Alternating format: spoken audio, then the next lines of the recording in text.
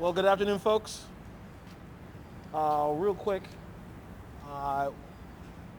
Senator Kaine and I just had a really good meeting about the COVID-19 pandemic that has struck our country, and obviously we've seen it here in the city of Richmond, the lives lost and the number of people who have been also infected as well. We obviously have been the recipients of CARES Act dollars over the course of the last 10 to 11 weeks. That has now allowed us to focus on our strategy to box in the virus, to test more, to get contact tracers on the street in our neighborhoods, and also the ability for us to isolate individuals as well, particularly for our most vulnerable community. We know there's been a health crisis that is compounded with the economic crisis that we're dealing with as well as a city. We know there are another number of small businesses that are suffering out there, and also a number of residents who are also paying a disproportionate price because of this pandemic. Moving forward, we are still looking for further solutions on helping those who are facing financial hardship, whether it's the rent or those who might be facing eviction as well. Those are solutions that we're looking for from the federal government from. We are in need of more assistance at the local level. We saw during the last economic downturn in the recession that corporations were bailed out, and so now we're asking for local governments to be bailed out as well. This is where the rubber meets the road, and the assistance to our most vulnerable communities come right through our local governments. And so I joined a number of mayors across this country asking for more. I know there is another piece of legislation that's in the works. The Senator can update our community on that, but we wanted to inform him on the needs of the city of Richmond. And obviously they are great in this most difficult time during this pandemic. And so with that, I'll hand it over to Senator Tim Kaine. Great. Well, thank you, Mr. Mayor, and good to be together with all of you.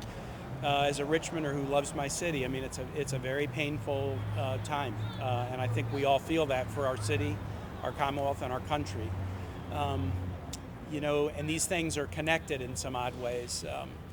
When you see trauma visited upon, especially minority communities who are afraid of violence against them, they're afraid of just the most innocuous interchange in life, bird watching or sleeping in your bed before you go into work at the hospital the next day. Any interaction that is as innocuous as can be can turn into a humiliating one or a degrading one or a violent one or even a fatal one. And that just causes such trauma. And that trauma is sort of related in a way too to the situation we're dealing with coronavirus right now. The United States is number one in the world in deaths, and we're high up on the list of per capita deaths. And it didn't have to be that way, but disproportionately, who's dying of coronavirus? It's African Americans and it is Latinos. The economic collapse, going from a 4% unemployment rate in February to the prediction is at the end of the week when the numbers come out Friday, it'll more likely be 20%. That's not falling equally on people's shoulders either. The folks losing jobs are young people and women and African Americans and Latinos disproportionately.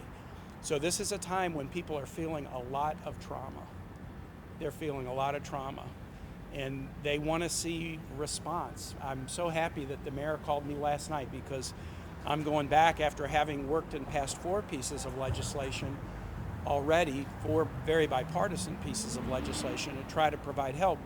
We're going back this week in the Senate to take up a bill that the House passed a couple weeks back and to see can we come up with a 5th piece of legislation that will be helpful to our cities and our state governments, that will be helpful to families and individuals who are suffering, that will be helpful in small businesses or helpful to our hospitals and healthcare system. And so this is what we're going to be doing. But when the mayor called last night, he said, hey, you're a Richmonder and you were a mayor and you got a chore on your shoulder.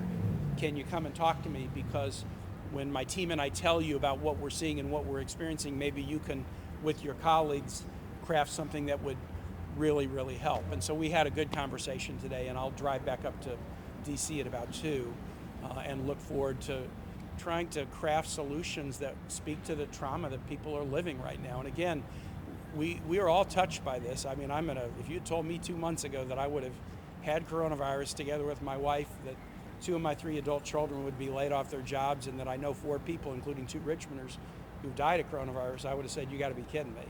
I'm a wealthy guy with resources and health care and a safety net.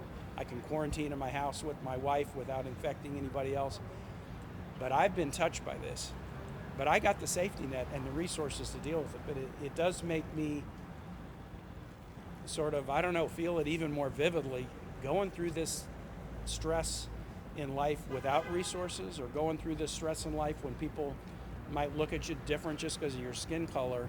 There's a lot of trauma right now, and the burden has to be on the shoulders of us who are doing these jobs to craft solutions that can speak to that. And so I'm really happy, Mr. Mayor, that you called and asked me to come down today, and then we talked, and I can head back up to DC trying to craft better solutions for our communities.